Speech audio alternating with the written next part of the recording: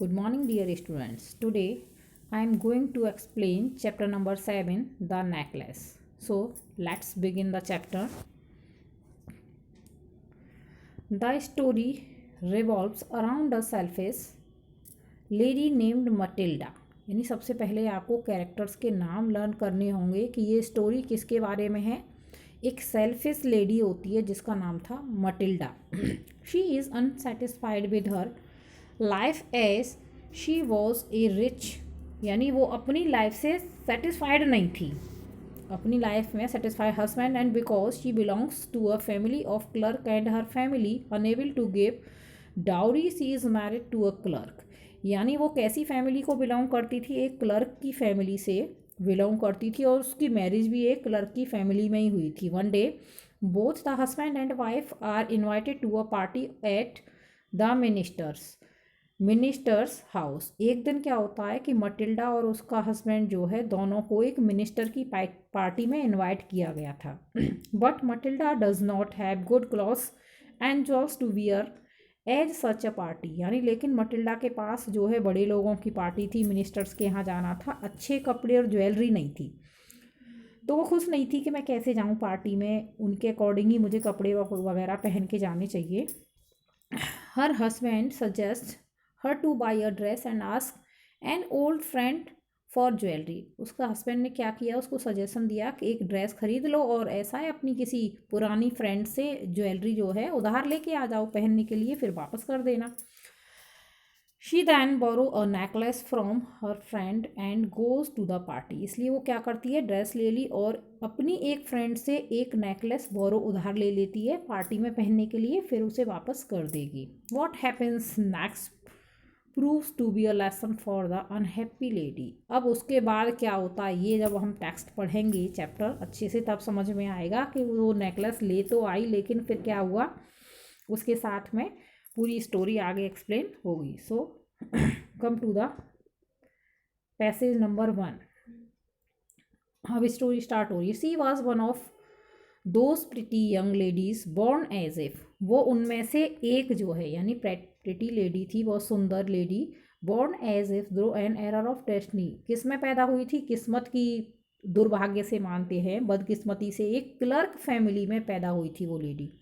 She had no dowry. उसके पास ले जाने के लिए मैरिज के साथ में डाउरी नहीं था, कोई दहेज नहीं था, कोई उम्मीद नहीं थी. No mean of becoming known, यानी कोई भी ऐसी चीज़ नहीं थी जिसकी वजह से वो फेमस हो सके. Loved and married by a man either rich और डिस्टिंग्विश्ड. यानी ऐसी एक उसके पास कोई भी खास ऐसी चीज़ नहीं थी जिसकी वजह से वो किसी रिच फैमिली में उसकी मैरिज हो या फिर वो सेटिस्फाइड हो चुके. And she allowed herself to marry a petty clerk in the office of the board education. इसलिए उसकी मैरिज किस में हुई, एक क्लर्क से, जो बोर्ड ऑफ एजुकेशन में एक क्लर्क था, उससे उसकी मैरिज हो जाती है. फैमिली उसकी किसको बिलोंग करती थी, मैरिज से पहले भी एक क्लर्क फैमिली में थी और मैरिज के बाद भी उसकी एक क्लर्क से ही मैरिज हो जाती है. She was simple but she was on, यानी सिंपल थी लेकिन वो खुश नहीं थी अपनी लाइफ से. वो चाहती थी मेरी लाइफ बहुत लग्जरियस हो, सारी सुख सुविधाएं, शानो शौकत सब कुछ हो, अपनी लाइफ से जो है वो सेटिस्फाइड नहीं थी. सी सफ़र्ड इनसीसेंटली फीलिंग. वो कंटिन्यू सफ़र्ड रहती थी, यानी जो हैप्पी ना हो, सेटिस्फाइड ना हो तो वो सुकून से नहीं रहेगा, हमेशा कुछ ना कुछ उसको अनहैप्पी फीलिंग्स रहती थी. Feeling her self born for all delicacies and luxuries. She suffered for the poverty of the apartment. वो क्या चाहती थी कि वो उसको हर सुख सुविधाएं, लग्जरी लाइफ जीनी है और उसको जो नहीं मिल रही है.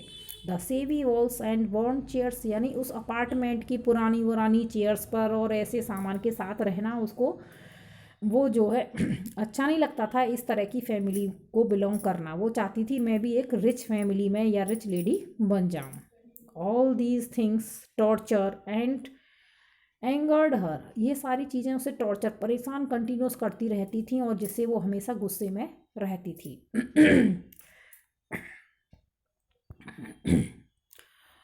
Van C seated her self.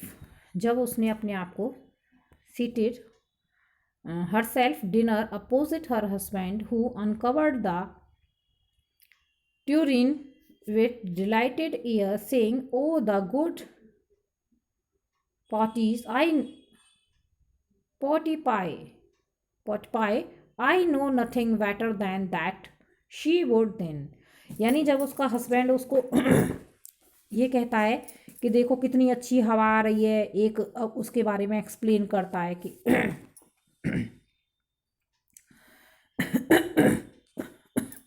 when she seated herself for dinner opposite her husband, who uncovered her